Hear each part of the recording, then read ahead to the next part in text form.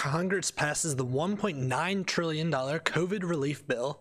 Merrick Garland gets confirmed by the Senate, and we have continuations on the Meghan Markle, Piers Morgan hoedown.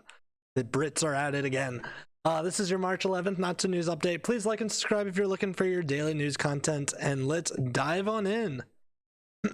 Starting us off with NBC News, we have Congress passes the $1.9 trillion COVID relief bill with $1,400 checks, and major win for the Biden administration. This measure will also extend jobless benefits and increase funding for vaccine distribution in schools. In the article, they state how the bill that was initially passed by the Senate passed by the House. The Senate made changes and it just went back to the House. And the House voted yesterday on a 220 to 211 in the favor of the bill. Joe Biden is expected to sign it on Friday. The Senate passed the original bill 50 to 49. And then we have quotes, "This is a critical moment in our country's history," by Nancy Pelosi, mentioning the more than 500,000 Americans who have died of the virus. Today we have a real opportunity to change. The bill passed with near unanimous Democratic support without any Republican votes, a sharp contrast that raises the political stakes in the measure. I'm immensely proud that we will soon send this bill to President Biden's desk to be signed to law. House Budget Chair John Yarmuth from Kentucky, "We have acted with urgency that this pandemic demands.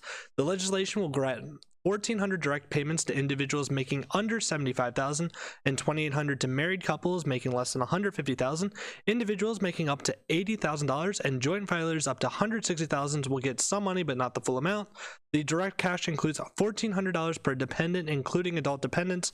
The bill provides $300 a week in enhanced jobless benefits through September 6th, and it would expand the annual child tax credit to $3,600 for children up to age 5 and $3,000 for children age 6 to 17.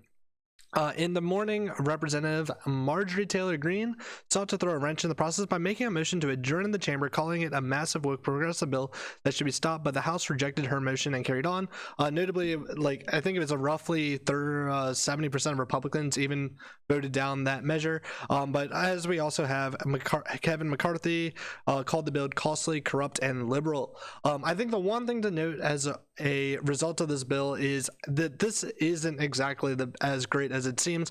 1.9 trillion divided by the roughly 300 million Americans we have, it ends up being that it costs roughly $6,000 per an individual, how much we're spending here, and we're expected to get $1,400 checks per person. So it doesn't seem like the best deal, and we even see a lot of it's not even being directed directly towards COVID stuff. So keep that in mind. Next we have from NPR, when it comes to clean energy, USPS delivery trucks don't yet answer the mail. In it, we see that in one of the first actions in January, President Biden announced an ambitious plan that he said would create jobs and reduce the federal government's greenhouse gas emissions. The federal government also owns an enormous fleet of vehicles, he said January 25th, which we're going to replace with clean electric vehicles made right here in America by American workers, creating millions of jobs, 1 million auto worker jobs in clean energy and vehicles that are net zero emissions. Another way that we could work on reducing spending, cleaning up the environment, and making new jobs is getting rid of the USPS, letting FedEx and other systems that we already have, and put those people to jobs that actually create something for the GDP. We don't necessarily need the USPS anymore now that we have things called email. From the ACLU, we have Merrick Garland can transform the Department of Justice. Will he? When President Biden's nominee for U.S. Attorney General Merrick Garland begins his confirmation hearing before the Senate Judiciary Committee on Monday, the U.S. government will reach a critical inflection point. Following 4 years of failed policies at the Department of Justice under the leadership of Jeff Sessions and William Barr, Garland has the opportunity and the mandate to restore civil rights and civil liberties left untouched by the Trump administration. But reversing Trump policies is not enough. Notice how they do not mention any of the policies that they're directly targeting. Garland must use the massive power of the Justice Department to show America that nobody is above the law and take advantages of the department's responsibility to enforce federal civil rights laws, advance racial equity, protect immigrants' due process rights, and ensure justice and integrity in the federal criminal legal system. Centering racial justice is a key ACLU priority for the Biden administration, and we urge the senators to press him on how he will advance racial justice principles at the DOJ. Notably, we do not see how he plans on dealing with colleges. We've seen a lot of movement towards undoing a lot of the Trump college changes that were done whenever someone had a sexual assault claim, that there was not a true legal standard for kicking someone off of campus, and you had these quote-unquote show trials happening on colleges, and that is, I think, in my personal opinion, something that really needs to remain, and I'm hoping Merrick Garland does not remove those. From BBC News, we have Sarah Everard disappearance, Met officer arrested on suspicion of murder. In the article, a serving Met police officer has been arrested on suspicion of murder following the disappearance of Sarah Everard.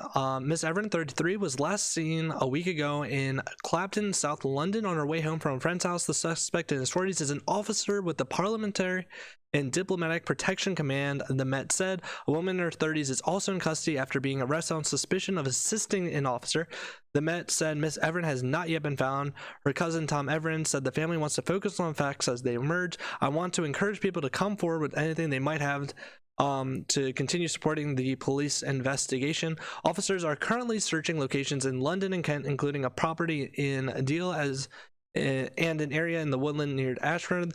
The arrested officer, who was initially held on suspicion of kidnap, is also being questioned about a separate allegation of indecent exposure. He was responsible for uniform patrolling of diplomatic premises, including Downing Street and the Palace of Westminster, as well as foreign embassies in London. Notably, a body was found. I don't think it has yet been confirmed to be Sarah Everard. Finally, we're going to continue on a story that we talked about yesterday regarding the Meghan Markle and Prince Harry on a interview with Oprah, and then how Piers Morgan had a bit of falling out with that. So from NBC News, we have Meghan and Harry's interview lays bare racism in the UK, Black Britons say. It's just a constant reminder how we've seen and how little Black and brown people are respected. Anna Miles, a biracial writer from Manchester, said. Here we have Prince Harry and Meghan during their trip to in South Africa in 2019. In the article, they say Prince Harry and Meghan's comments to Oprah Winfrey unravel issues from mental health to royal protocol, but for many Black Britons, they're about one thing: race. An interview which aired in the UK on Monday night confirmed the obvious daily racism experienced by so many, according to Anna Miles, 28, a biracial writer from Manchester, a city in northern England. It's angry and upsetting. This is how we're treated day to day, she said. It's just a constant reminder of how we're seeing how little Black and brown people are respected. Notably, there's been a lot of backlash against Meghan, specifically in Britain. It was revealed that 51% of people in Britain do not support her comments, and I think it was roughly 30% did support, and then obviously you have like the 20% no comments. And this, one of the people that obviously was in the against camp was notably Piers Morgan. From the Daily Caller, we have Meghan Markle files formal complaint against Piers Morgan after she says that Piers Morgan lied about her being suicidal. In the article, Meghan Markle reportedly filed a formal complaint to ITV after Piers Morgan accused her of lying about being suicidal on Good Morning Britain. Markle wasn't upset by Morgan's comments, but instead worried about how the broadcaster comments would affect other people's dealing with mental health issues. Morgan continued to defend his comments while speaking with reporters on Wednesday. Morgan quit Good Morning Britain on Tuesday after he was told to apologize to Markle. Notably, I would really recommend you to review what Piers Morgan stated. It didn't seem like he was saying there was an issue with anyone trying to get help if they are suicidal. It seemed like his main comments were that he doesn't believe that the response by the staff of the royal family was what she stated. They have their own like health service and everything that treats the royal family, and you would expect them to treat something like this pretty seriously. And this is your March 11th Not So News update. Once again, please like and subscribe if you're looking for your daily news content, and have a good one.